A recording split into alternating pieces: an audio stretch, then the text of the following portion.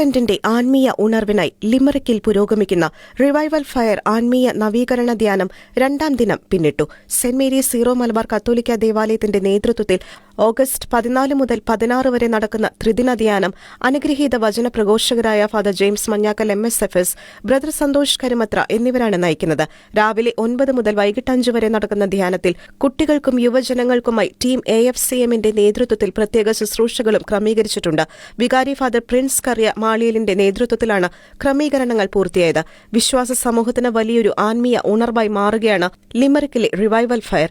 രണ്ടാം ദിന ശുശ്രൂഷകളിൽ പരിശുദ്ധ കുർബാന അർപ്പണത്തിന് ലിമറിക് രൂപത ബിഷപ്പ് ബ്രെൻഡൻ ലീഹി മുഖ്യ കാർമ്മികത്വം വഹിച്ച് സന്ദേശം നൽകി.